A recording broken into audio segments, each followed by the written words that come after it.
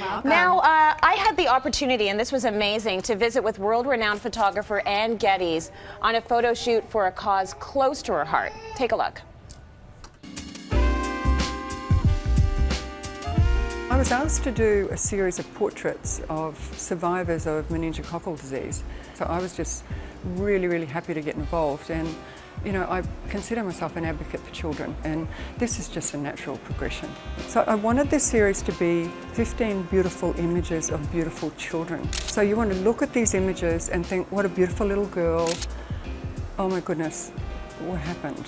It was a really amazing opportunity for me to share my story, and it was a really good opportunity too to like tell girls my age and girls younger than me, you know, it's not always what's on the outside that matters, it's what you have on the inside that really counts. It makes you who you are. It's not as much your outward appearance. It's just a really great thing to be able to tell girls, like, you know, it's you have to be okay with who you are and you can't change that. They have been extraordinary, these kids, and it's just so, it sounds twee to say inspirational and courageous and all of these words that we use all the time, but they're actually true.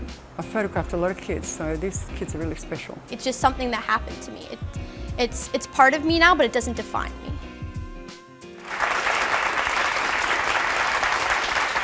That was a beautiful shoot.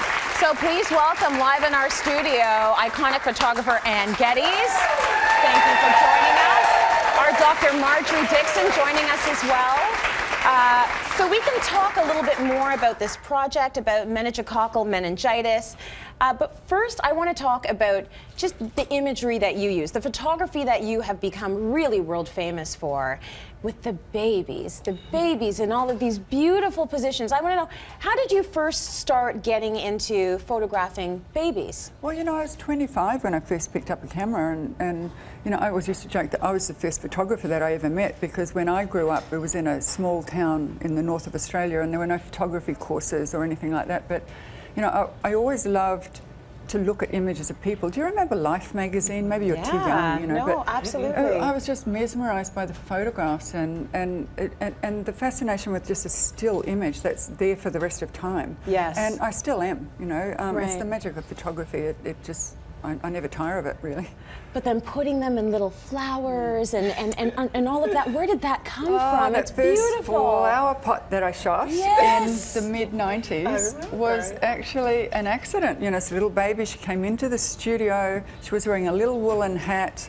Every plant that I look at just dies immediately. So I had an empty flower pot, and I thought, well, she might look like one of those little cactuses that we used to put in on our windowsills. Right. And then it just went on from there. You know, I didn't realise at the time, and nobody ever does at the start of their career, really. Right, No. yeah. Okay, so now let's talk about your partnership with this program, meningococcal meningitis. How did you get involved in this? Why did you get involved with it? Well, you know, I saw, as I said earlier on this tape, look, I consider myself an advocate for children, and when I was asked to do a project like this, you know, 15 images of survivors of meningococcal disease as opposed to victims, you know, I like to call them survivors, I was a little bit taken back, you know, because as you can see, look, I'm photographing little children who have had really serious damage to their bodies. But it's a great disease to actually raise awareness because it's so visual. You know, you can look at a little 5-year-old, or look at little Megan there, she's 11 years old. She's lost all of her fingers, bar one, and her legs. And so, you know, I want people to actually look at these images and go, firstly, what a beautiful child, and then, oh my goodness, what happened? What can I do? And so it's raising the level of awareness. This little guy, Elias, he's 7 years old. And you know, what I found through this series is, you know, generally with children you've got to be really quick and they haven't got very long attention spans, but these kids are amazing. They're really stoic, you know, they're used to putting up with things that most kids don't have to put up with, and being told they have to wait and having these medical procedures and everything. And every single one of them, you know, apart from the little 9-month-old who was there, you know, but every single one of them knew why they were there and had their own message to deliver, you know. And it's the 3 points, as we all know. I know you've had experience of meningococcal disease in your family. Yeah, you know? my brother actually had meningitis when he was 13, and I remember I was 8. And it was devastating because my mother saved his life. I say my mother gave birth to my brother twice. Once when she gave birth to him, and the second time when she told the pediatrician off. You've got to be quick. You got to be quick, yeah. And I don't want to scare parents, I just want parents to be vigilant. Understand. Yeah, because the symptoms are similar to colds and flu. Absolutely. So it begins kind of like an upper respiratory tract infection, or people think that they have the flu. So it's the fever. Parents always worry about fever, but it's the fever and it's the symptoms that accompany it. So and early the rash, on, the purple rash. The purple rash comes later. So early on, it's like the flu, kind of aches and pains and fever. It's the alertness, because it's inflammation in the meninges, the lining of the brain and the spinal cord. So you'll see changes in mentation. So they'll have hallucinations. My brother dreamed he was playing hockey and he was in a bathtub full of tepid water.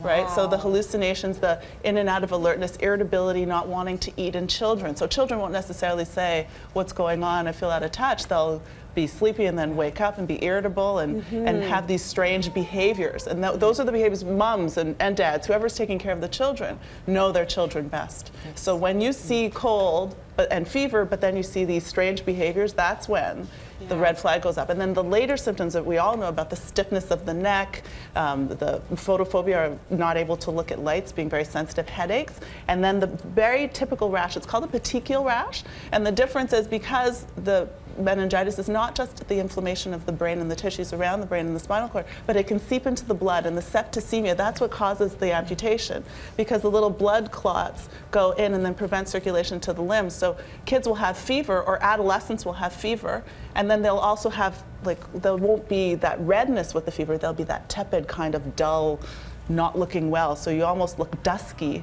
with a high fever. And the petechial rash is a rash that, it's a purplish rash, there's spots that appear, but you can't blanch them. So when you press on them, they don't go away.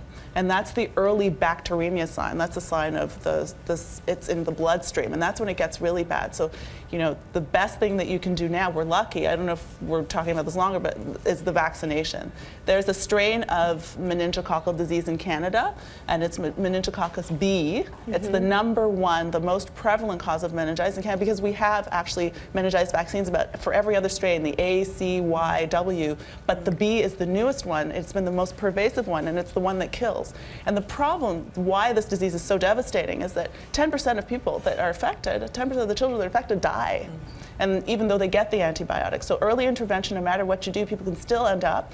As a physician, when you see a couple of things, they mark you for life. And meningitis is one of them, because the children can come in well in the morning, kind of not so good in the afternoon, and die by the evening. So actually this calendar, survivors, they're miracles. Yeah, it's a great series just to draw people in and want to find out more about it and be vigilant. A lot of questions then as a parent. Let's talk about the age ranges that are most susceptible to getting this, and then the two different ways it can affect you, because it can go through your blood, or you can get that swelling in your brain. So it generally starts with the swelling in the brain, and then it can spread to the blood system. So that's all one. Meningitis and bacteremia. I have to be certain that I talk about the vaccination, though, because that's the way that you're going to be able to prevent disease. So now, there was no vaccine before. It's fantastic to be able to do this series. I talk about awareness of child abuse and all that sort of thing, but you never actually know, how many people you save. But with this, we won't know how many people we save, but we know we definitely will, because there is a solution to this. Exactly. Now there's a solution. Health Canada approved it last December for Canada. So now the vaccine, it's not covered in the infant immunization schedule, but the most important message to take home from this, the awareness to raise, is that there's a vaccination that now exists in Canada, in the Americas, for the meningococcal B. It's about $100. You can ask your pediatrician. Who's affected you can actually get it from 2 months to 17 years, because that's where the most prevalence is. But it's up to 5 years, and then there's a second wave at about 13 to 17 years of age.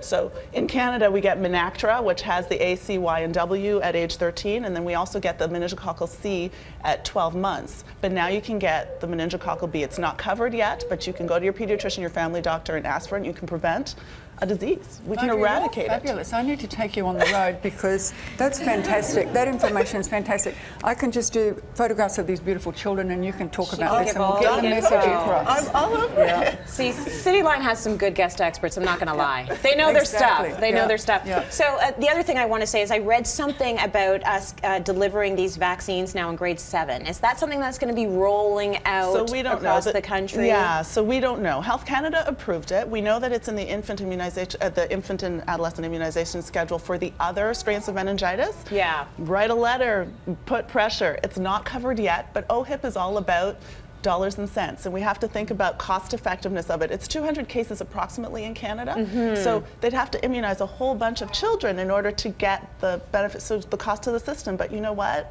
I have to say, and I might get in trouble, but as a physician, one life saved is the difference. That's Right. what we're here That's for. exactly It's right. worth So it. it's worth it. If we know the meningococcal B vaccine exists, you can ask for it, you can get it, you can eradicate the disease. So I walked away from the photo shoot with you, Anne, and all I thought to myself is, okay, know your child, trust your gut instinct. Yep.